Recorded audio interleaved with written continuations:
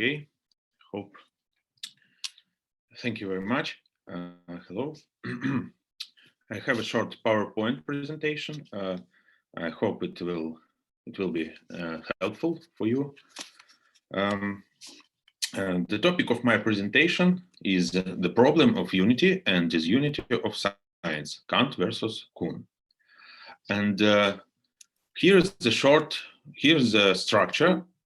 Oops, sorry, structure of my presentation. Let's start.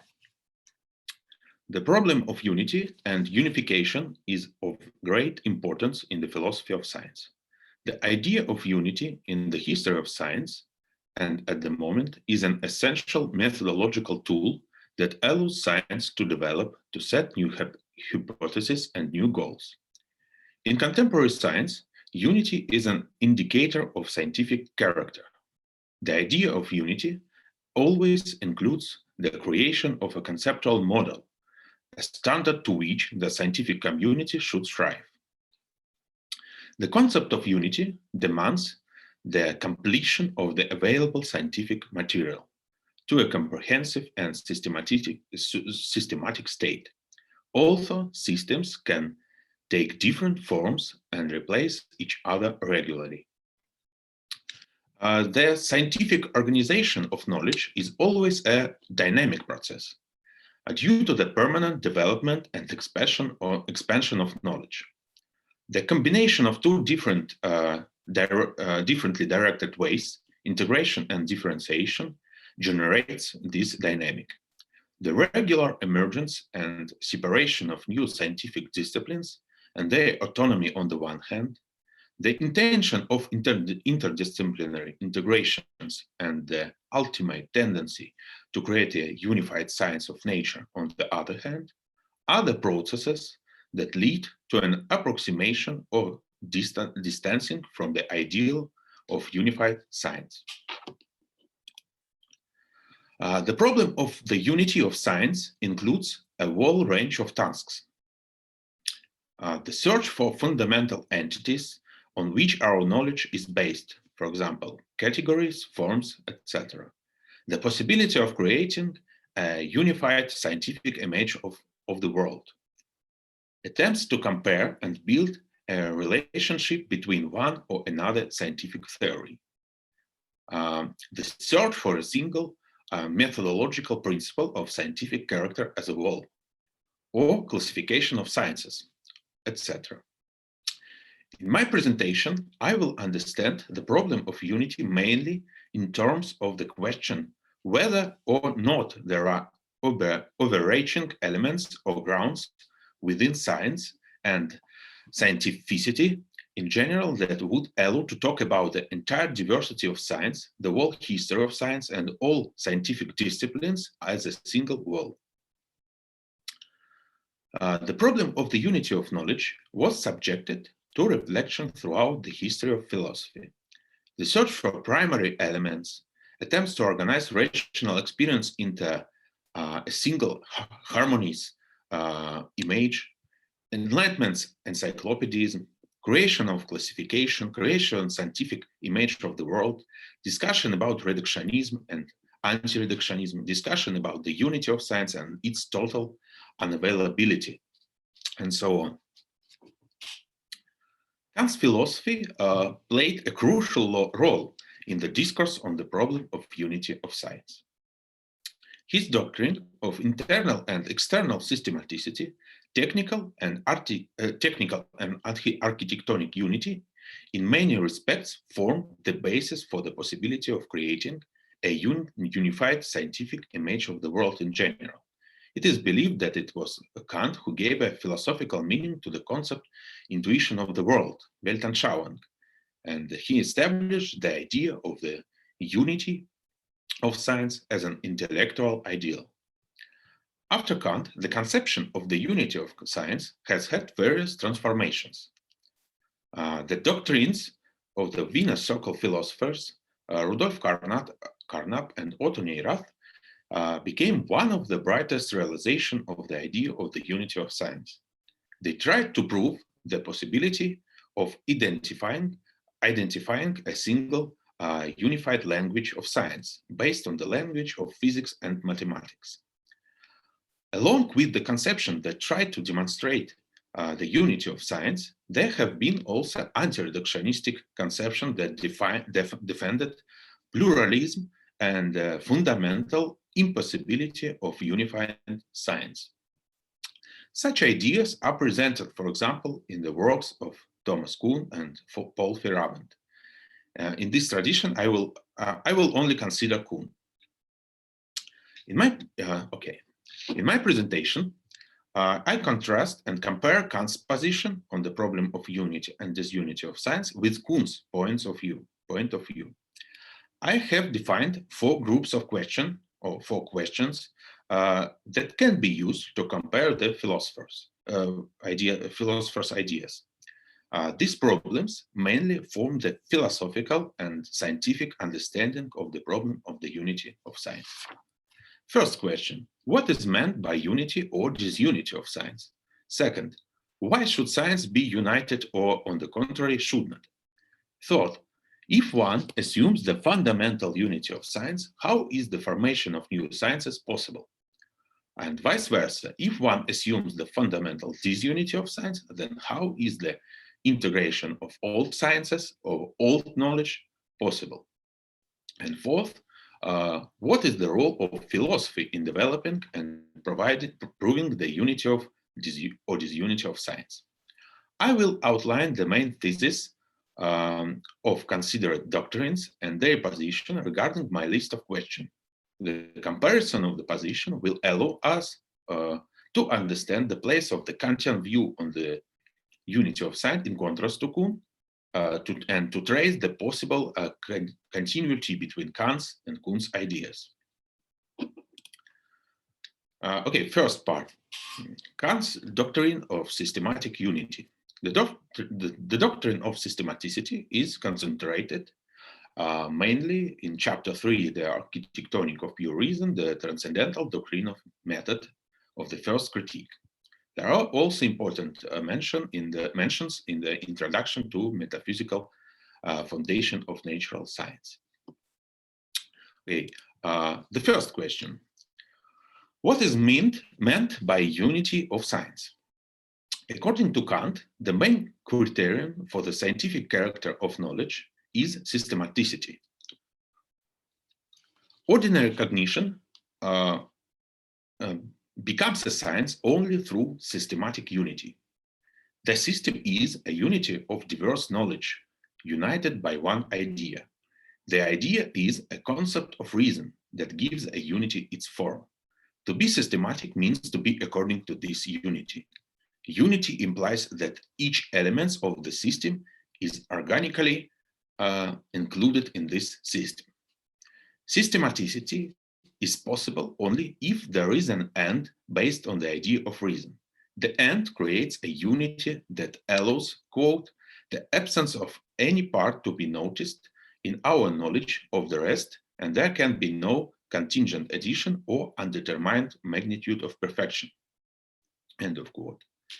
The idea of reason needs a schema, but the schema is not always formed by the primary purpose of reason. Quote, a schema that is not outlined in accordance with an idea that is from the chief end of reason, but empirically, in accordance with aims occurring contingently, yields technical unity, but that which arises only in consequences of an idea grounds architectonic unity, end of quote. Within the Kantian philosophy of science, two types of systematicity are distinguished: internal, the interconnection of knowledge into a single whole, into a separate science. A separate discipline is a separate systematic unity. And external, a system of many scientific disciplines, a general system of sciences. Architectonics as an art of building a system involves clarifying the relationships of different scientific systems to each other. Second question, why should science be united? According to Kant, the unity of reason should unite science. The requirement for the unity of knowledge is set not by the arrangement of the world of the things in themselves, but by the reason itself. The objective world is not united by the idea as a concept of reason is united. Therefore, science in accordance with an idea should be, united. Unity plays an exclusively regulative role. Unity is an intellectual ideal that guides the research process. In a separate discipline, unity should be organized in accordance with a priori principles of reason. Quote from Metaphysical Foundation of Natural Science. Every doctrine that is supposed to be a system, that is a wall of a cognition ordered according to principles, is called a science, end of quote. The research process is possible because there is an intellectual ideal of systematic unity. In order for the scientific process to work, science should be united. It is important to note that the unity of science for Kant does not assert the existence of the unity of the objective world, the world of things in themselves. Thus, Kant's criterion for scientific character is exclusively epistemological and not ontological. How is the formation of new sciences possible? The process of synthetic expansion of knowledge and the formation of new sciences for Kant is directly related to constructivism. The famous example from the Critique of Pure Reason about the isosceles triangle theorem as a revolution in mathematics primarily reflects the essence of the formation of a new science and a new scientific reality. Such a revolution becomes possible as a result of the construction of a fundamentally new object of cognition. The same application of construction takes place in natural science, which uses ideal model and experiments. Mathematics and natural sciences are examples of a successfully fulfilled unity that have managed to become sciences in their sense, since they rely on a priori positions. The example of the formation of new sciences by Kant is indicative in the Metaphysical Foundation of Natural Science. There he describes natural science, which is understood as a science of the motion of matter. The motion of matter, according to Kant, should be studied in accordance with the division into groups of purely rational concepts, namely quantity, quality, relation, and modality. Each of these groups sets certain perspective, which considering the motion of matter. Thus, we get four different sciences: astronomy, dynamics, mechanics, phenomenology, and each of these sciences has a unique way of constructing concepts. What is the role of philosophy in developing and proving the unity of science? Philosophy plays a crucial role in the development of the architectonic unity of science. According to the cosmopolitan concept that has always determined the account of philosophy, quote, philosophy is the science in the relation of all cognition to the essential ends of human reason, end of quote. Systematicity is possible only if there is an end based on the idea of reason. Namely, the end creates a systematicity. Philosophy is the connecting link between cognition and the end of reason. As a result of the connection with philosophy, a systematic unity of science becomes possible. Kant incorporates the diversity of individual scientific disciplines into a single philosophical system. Philosophy should unify science. The development of both technical and architectonic unity of science is one of the main functions of philosophy. Thus, on the one hand, the central attitude on Kantian rationalism presupposes a permanent analysis of the cognitive environment.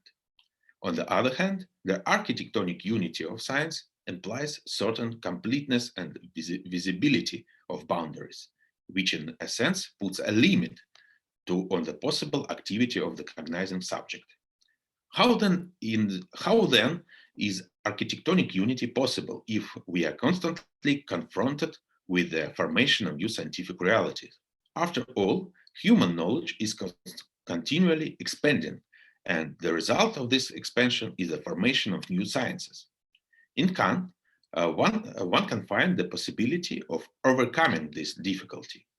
Even though the unity of science should always be created based on the idea of reason, the very realization of this idea does not occur immediately. The schema is given in reason in embryo, in a completely undeveloped form.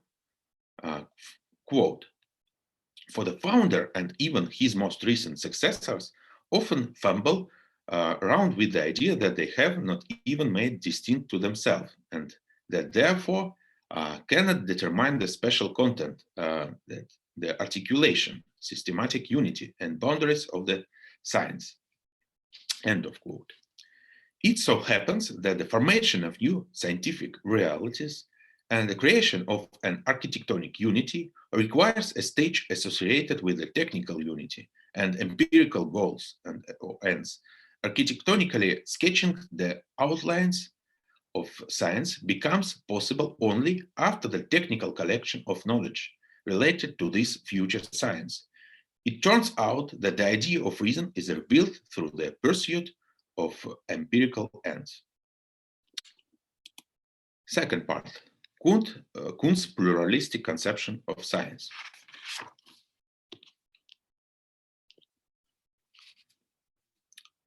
In the 1960s, there are philosophical and scientific conceptions that defend the absence of unity in science and the irreducibility of its parts to single elements. These conceptions have become, in many ways, a criticism and a response to logical empirism. Thomas Kuhn was one of the most prominent representatives of this trend. The main ideas are outlined in his famous book, The Structure of Scientific Revolutions. Kuhn was a critic of the inductivist and cumulative models of reconstruction of the history of science, characteristic of logical empirism. Kuhn's position assumed the absence of any systematic unity in science. Science, from his point of view, is a continually changing, mobile structure. Kuhn denied any possibility of the logic of science. The scientific community drives science. Science is a periodic change in the stage of normal science and the scientific revolution, which is expressed in the shift in paradigm. The emergence of the paradigm in the scientific community that determines the work of the scientific community is the criterion of science. What is meant by disunity of science, according to Kuhn? Kuhn rejects the view that science is a single monolithic entity, which allows him to defend the position of the evolutionary development of science as a permanent modification, selection, and transformation of scientific beliefs. This process of changing thoughts takes place in the scientific community, step by step, in individual branches and specializations. The disunity of science for Kuhn consists in the permanent synchronous pluralism of scientific theories. There is the fundamental impossibility of a cumulative reading of the history of science. Why science cannot be united? A paradigm change is always a quality change. Unity is impossible since scientific knowledge is not summed up, but always qualitatively changes. There is no accumulation of knowledge, which means there is no end-to-end unifying moment. The images of characters of science from different historical times are conceptually incommensurable. The scientific process, as Kuhn understood it, is not carried out in the pure world of ideas and problems. The decisions of scientific communities are made in the context of a competitive struggle between them, as well as under the influence of the entire social and cultural life of society. As a result, synchronous pluralism. How is the integration of old sciences or old knowledge possible? Kuhn's image of science is a departure from classical rationalism. Kuhn is trying to move rationality into the area of human interest and the characteristics of specific historical times. Rationality is filled with pragmatic meaning. Each scientific community judges its rationality. The formative element of the beliefs held by a given scientific community at a given historical time depends always on personal and historical factors. Kuhn still defended some unity, but the formative elements of this unity are not observation and experience, but the processes taking place in the scientific community. What is the role of philosophy in developing and proving the disunity of science?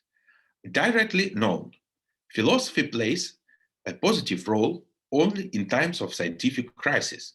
During periods of crisis, scientists turn to philosophical analysis to solve mysteries in their field.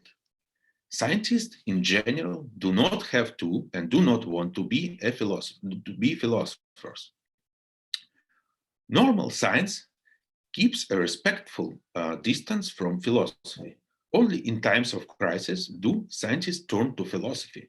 Examples: the appearance of Newtonian physics, theory of relativity, and quantum mechanics was preceded by the fundamental philosophical research, according to Kuhn. Turning to philosophy is a sign of the transition from normal research to extraordinary research. And conclusions, short conclusions. Kant's concept is based on his transcendental philosophy, on the search for fundamental a priori principles of reason. Kuhn's position focuses on the functioning of the scientific community. While Kant establishes the requirement of the scientific unity of science, Kuhn argues its fundamental impossibility. Kuhn does not refer to Kant.